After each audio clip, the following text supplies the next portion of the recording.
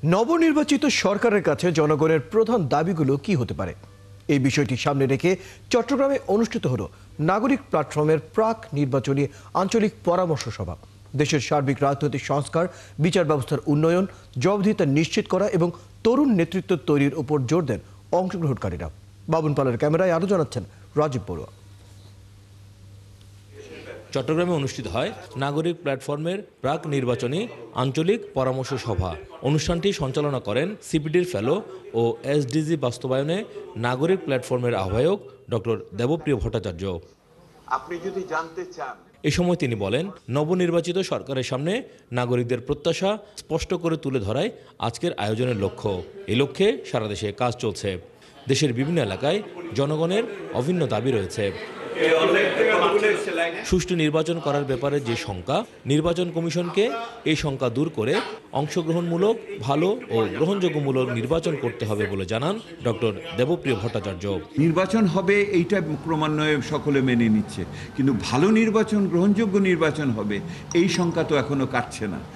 Professor Yunus বলেছেন ইতিহাসের সর্বশ্রেষ্ঠ নির্বাচন উনি করে দেখাবেন, আমরা তার অপেক্ষায় আছি। সভায় অংশগ্রহণকারীরা বলেন, বিভিন্ন ক্ষেত্রে যে সমস্যার সৃষ্টি হয় তার মূল কারণ আইনের যথাযথ বাস্তবায়নের ঘাটতি।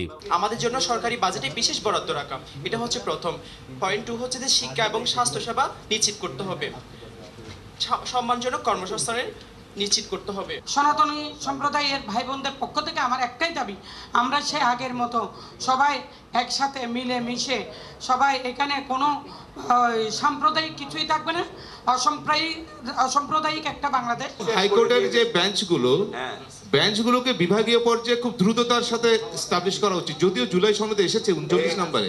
বিশিষ্ট নাগরিকরা বলেন, প্রার্থীদের ইস্তেহারে স্পষ্ট করতে হবে তারা নির্বাচিত হলে কোন বিষয়গুলো জনগণের জন্য বাস্তবায়ন করতে চান। রাজনৈতিক নেতারা রাজনৈতিক সচেতনতা বাড়ানো এবং সংস্কারের পক্ষে জনগণকে ঐক্যবদ্ধ হওয়ার আহ্বান জানান। প্রতি 3 মাস অন্তর, 6 মাস অন্তর, ইয়ারলি জনগণের মুখোমুখি জনপ্রতিনিধিরা নিজেদেরকে পেশ করবে। আমাদের সকলকে একযোগে কাজ করতে হবে। এখানে শুধুমাত্র এই দেশটা বিনির্মাণের জন্য, নতুনভাবে দেশটাকে বিনির্মাণ করার জন্য নাগরিকদেরও সহযোগিতা এখানে দরকার। সিপিডির ফেলো মোস্তাফিজুর রহমান বলেন, সামনের দিনে মানুষ তার সামাজিক, অর্থনৈতিক নিরাপত্তা ও নিশ্চয়তা পাবে, কেননা মানুষ তার অধিকার নিশ্চিত করতেই লড়াই সংগ্রাম ও আত্মত্যাগ করেছে।